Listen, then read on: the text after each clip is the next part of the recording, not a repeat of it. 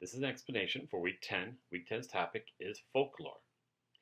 You're going to start off the week with evaluating a folklore or a folk tale book that you might have selected for your self-selected virtual library. If you haven't read one already, you'll need to find a folktale book and use it to complete the following, and then post it in the Folklore Wiki. You're going to provide the title, the author of the book, and a short summary. You're going to identify the type of folklore that the book is based on, the info provided in the PowerPoint presentation slides and Chapter 5. And then you're going to evaluate the book using the handout entitled Evaluating Folklore, which you'll find below. And you're going to then discuss whether you think this piece of folklore is authentic to the culture. Provide a rationale for your reasoning. This is the PowerPoint that you can follow to determine which type of folklore the book is based on. This is the handout for evaluating traditional literature or folklore. Then you're going to read the article Some Pigs. And I've written here, in the March-April 2009 issue of the Horn Book magazine, Joanna Ruge Long explores what makes a good Three Little Pigs. In her article, Some Pigs, read her article found below and decide if you agree or disagree with her decisions and the reasons why. Post your response in the Folklore Group Wiki. And you'll find that right here. So you're going to write about this as part of your group this week, and you can click on the group wiki and find out which group you're in and then comment on your article. You may agree or disagree with your group members. Also in that group, you're going to look at some stereotypes in folktales. Folktales, especially the Western European fairy tales such as Cinderella and Snow White, have been criticized as having sexist stereotypes. In some ways, this criticism seems valid when one considers that folktale characters are stereotyped.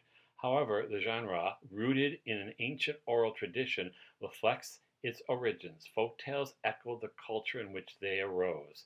This presents an interesting dilemma. Are the stereotypes present in folktales, such as the beautiful, kind, and helpless princess, are they bad? Will they damage today's children's concepts of gender-appropriate behavior? Can one story be that powerful, or is it collections of stories that we have to consider? Post this in your group Folklore Wiki. So you're going to comment on this with your group members. You might want to think about fractured fairy tales or fractured folk tales.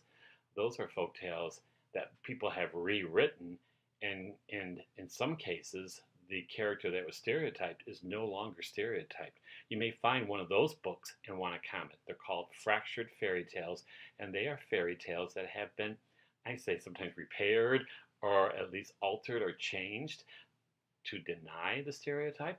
Maybe you'll find one of those. And if you do, and you comment on that, I will give your group extra credit this week. Then you're going to share a folklore story, and you're going to tell the story. You're not going to read the story. I don't want you to stand in front of the video and read a folklore story out loud to us. I want you to tell the story. So you may need to study it for a little while to get familiarity with it, and then you can use it as a reference to refer to, but I don't want you to read it. So you're going to use the storytelling tips that are found below right here. And I have created a video of me sharing a story. I refer to my book. You'll see me look down, but I don't read it. And you don't see the book. You'll actually just see my facial expressions and my body language and hopefully my enthusiasm and passion for the story in the storytelling video. And that's what I want you to do as well. This is not a story to read. I don't practice reading stories. We can always practice reading. I want you to practice telling a folklore or folk tale as they did in the past. And